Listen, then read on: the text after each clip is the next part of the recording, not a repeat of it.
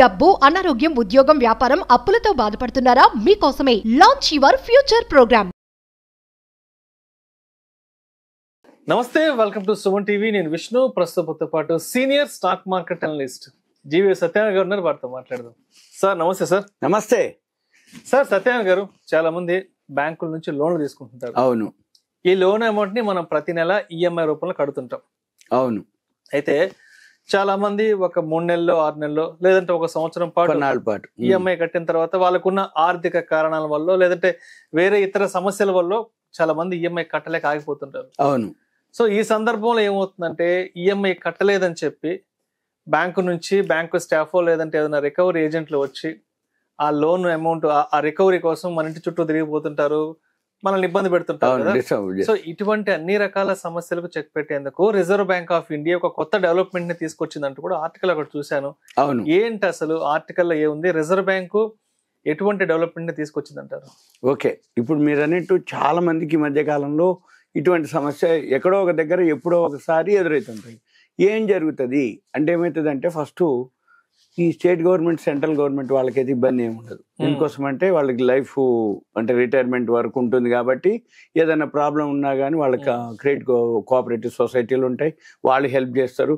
లేదు వాళ్ళ కొలీగ్స్ కానీ వాళ్ళు ఏదైనా అనగానే ఏదైనా ఈఎంఐకి అడ్జస్ట్మెంట్ కానీ పర్సనల్ లోన్లు, మామూలుగా హ్యాండ్ లోన్లు అట్లాంటివి బాగా జరుగుతాయి. ఎక్కువ శాతం ఇవన్నీ ఎట్లా జరుగుతాయి అంటే, మీరు అన్నట్లుగా ఎప్పుడైతే కొత్తగా సాఫ్ట్వేర్ జాబ్లు వచ్చినాయి అంటే క్యాంపస్ సెలక్షన్ జాబ్ వచ్చింది, ప్యాకేజ్ వస్తుంది, వీళ్ళు ఏం చేస్తారు, లైఫ్ లో తొందర సెటిల్ కావాలని అన్ని ఈఎంఐలో కొనుక్కుంటారు. ఎందుకంటే తల్లిదండ్రులకు ఇవ్వాల్సిన అవసరం ఉండదు, ఏదో కొద్దిగా వీళ్ళ ఖర్చులు మందం ఉంచేసుకొని మిగిలినవన్నీ సేవింగ్స్. ఇక ఈ సేవింగ్స్ లో వీళ్ళు ఏం చేస్తారు, ఇక అవసరం లేని అవసరం ఉన్నాయి అనవసరం అయ్యి అన్నీ కొనేస్తారు. ఇక ఈఎంఐ కదా, పేస్లు పెట్టేసి ఇచ్చేస్తారు కదా.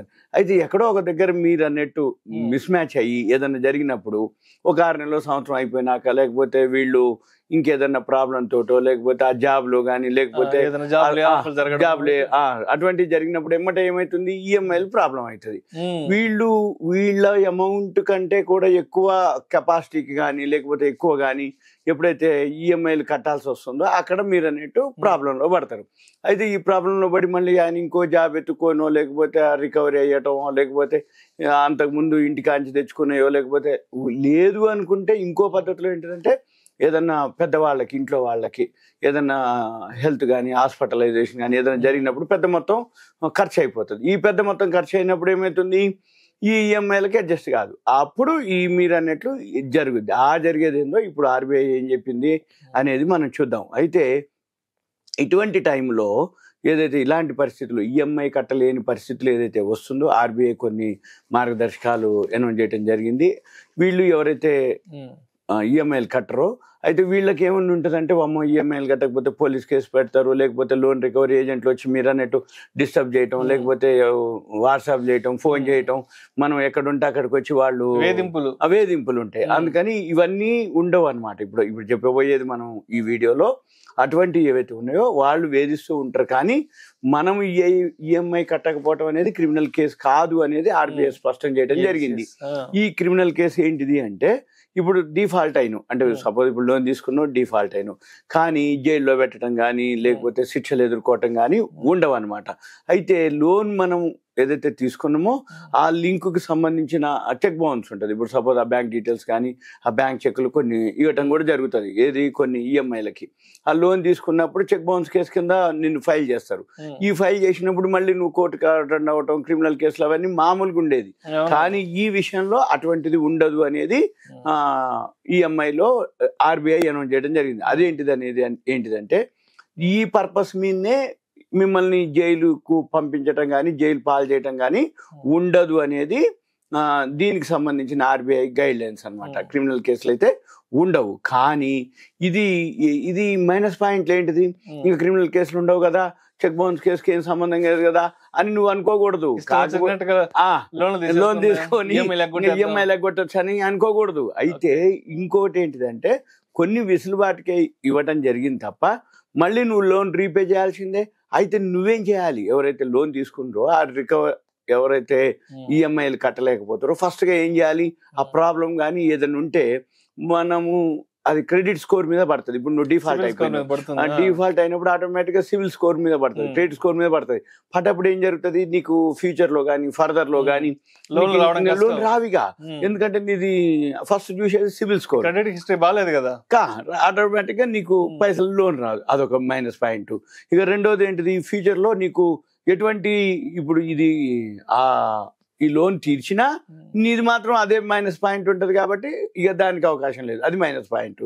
ఇక మళ్ళీ ఒకవేళ వచ్చినా ఏదన్నా నువ్వు అడ్జస్ట్ చేసో నేను అది చేసినండి తర్వాత కట్టేసినండి అని నువ్వు అన్నా, ఏదన్నా సిబిల్ స్కోర్ కొంచెం పెరిగినా ఎక్కువ వడ్డీ పడుతుంది అన్నట్టు. అప్పుడు ఒకవేళ నీకు ఏదైనా కావాలి అనుకుంటే ఎక్కువ వడ్డీ అని ఉంటుంది, లేకపోతే సిబిల్ స్కోర్ తోటి నీకు అసలు లోనే రాకుండా పోతుంది. ఇవన్నీ కూడా ఉంటుంది అనమాట. అందుకని మనం ఏం చేయాలంటే ఈ ఈఎంఐ కట్టకపోతే నీ ఆస్తులు కూడా నీ దగ్గర ఏవైతే ఉన్నాయో అసెట్స్ అవి వాళ్ళు స్వాధీనం చేసుకునే హక్కు ఉంటుంది. ఎవరికి ఆ లోన్ నీకు ఇచ్చారు కదా, మరి ఆ పైసలు రికవరీ లాక్కుపోతారు. నువ్వు పైసలు కట్టలేదు, నాకు కేసులు లేవా, క్రిమినల్ కేసులు లేవు అని నువ్వు అనటానికి లేదు. ఓకే, క్రిమినల్ కేసు అయితే లేదు, టైం ఉంటుంది. కాకపోతే నువ్వేం చేయాలి, అప్పుడు ముందుగా బ్యాంక్ వెళ్ళి నీ ఆస్తులు ఏదైతే స్వాధీనం చేసుకోకుండా ఉండటం, లేకపోతే వాళ్ళు వేలం వేయటం, ఇవన్నీ జరుగుతాయి. కానీ మనం ఏం చేయాలి, ఫస్ట్ ఏదైతే మీకు ప్రాబ్లం వచ్చిందో సాధక బాధకాలు ముందే చెప్పుకోవాలి. రైట్, కారణం చేత మేము కట్టలేకపోతున్నాము, మాకు ఏదైనా కొంత పరిష్కార మార్గం చూపండి అని వాళ్ళని అడగాలి. అప్పుడు ఏం చేస్తారంటే ఆ ప్రాబ్లం కి వాళ్ళే సొల్యూషన్ చెప్పటం, లేకపోతే వాళ్ళు కొంచెం టైం ఇవ్వటమా, లేకపోతే నిన్ను ఇంకా ఎక్కువ టైం ని అంటే సపోజ్ ఇప్పుడు ఏదైతే టైం పీరియడ్ ఉందో ఈఎంఐని తగ్గించి ఎక్కువ టైం ఫ్రేమ్ ని పెంచడం, అదొకటి. రెండోది ఇంట్రెస్ట్ లో ఏదైనా ఉంటే నీకు కన్సెషన్ ఇవ్వటం.